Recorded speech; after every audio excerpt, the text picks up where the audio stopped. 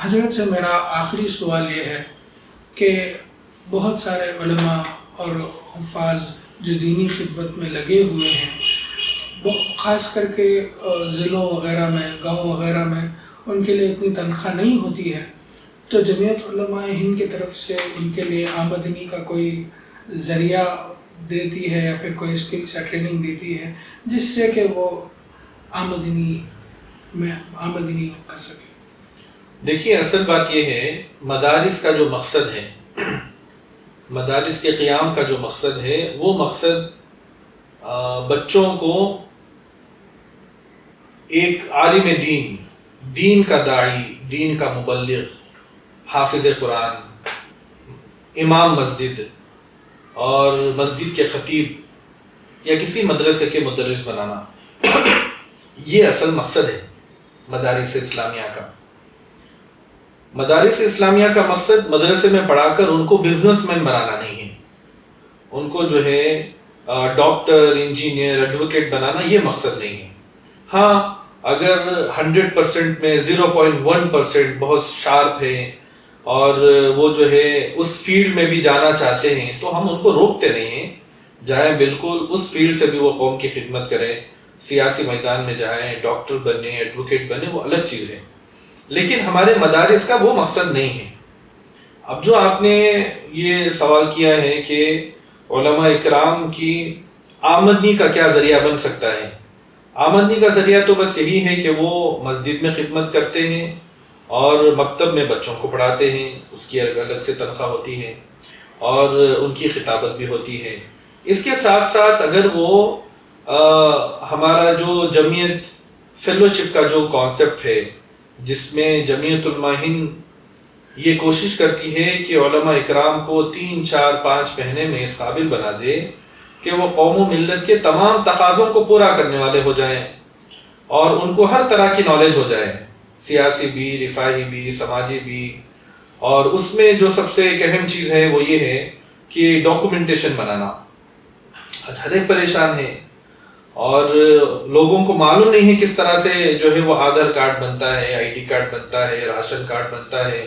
PAN card بنتا ہے، passport بنتا ہے، نہیں معلوم ہے، اور ہیلتھ کارڈ، اور یہ جو سکیمز ہیں، اسکالرشپ ہے، یہ ساری چیزیں کیسے تیار ہوتی ہیں ان کو معلوم نہیں ہے۔ اگر مسجد کے امام صاحب اس قابل ہوں کہ ان کو ان تمام چیزوں کی نالج ہے تو وہ اپنے پارٹ ٹائم میں یہ بھی خدمت کر سکتے ہیں اور اس کا جو ہے ہلکا پھلکا کچھ معاوضہ بھی لے سکتے ہیں ان سے، 50 روپے، 100 روپے لے کر ان کو ڈاکیومنٹیشن بنا سکتے ہیں، اس میں ان کا بھی کام ہو جائے گا، ان کا بھی جو ہے یہ جو فارغ وقت ہے، یہ فارغ وقت میں مشغول بھی رہیں گے، جبکہ باہر اس کام کے لیے ہزاروں روپے لیتے ہیں، 100 روپے کا کام ہے، ہزاروں روپے لیتے ہیں۔ اگر مسجد کے امام صاحب جو ہے اگر اس کام کو سنبھالیں، خدمت بھی ہو جائے گی اور ان کا پارٹ ٹائم جو ہے کچھ ان کے آمدنی کا ذریعہ بھی ہو جائے گا، یہ ہو سکتا ہے۔ لیکن اصل جو ہے ان کی تو وہی خدمات ہیں جو اصل خدمات ہوتی ہے، مسجد کی خدمت ہوتی ہے، خطابت ہوتی ہے، بچوں کو پڑھانا ہوتا ہے اور مسلمانوں کے دینی، ملی، سماجی تقاضے پورا کرنا اور ہر اعتبار سے جو ہے ان کی نگرانی کرنا، ان کے مسائل کو حل کرنا، دینی مسائل کو حل کرنا۔ اسی طرح سے جو شادی ہونے والے ہیں ان لڑکوں کی کونسلنگ کرنا، میرج کونسلنگ کا نظام بنانا، یہ امام کی ذمہ داری ہوتی ہے۔ اگر لڑکیاں ہیں تو محلے میں کسی ایک عورت کو اس طرح تیار کریں کہ وہ لڑکیوں میں میرج کونسلنگ کریں، کیونکہ آج پورے ملک میں سب سے زیادہ مسائل ہیں تو طلاق خلا کے مسائل ہیں، لوگوں کو معلوم نہیں ہے، اور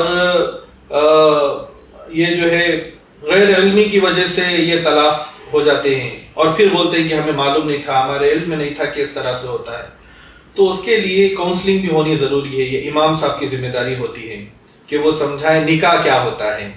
نکاح کیوں کرتے ہیں، شوہر کے کیا حقوق ہیں، بیوی کے کیا حقوق ہیں، اور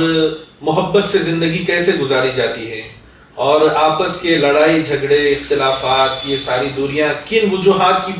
وجہ سے جو ہے یہ سارے صورتحال پیدا ہوتی ہے، یہ ساری چیزیں بتانے کی ضرورت ہے، یہ امام کی ذمہ داری ہے۔ تو یہ چیزیں اگر ان کے ساتھ ساتھ وہ بھی اگر کر لیں تو اس کے بھی وہ ایک ذریعہ ہو سکتا ہے آمدنی کا۔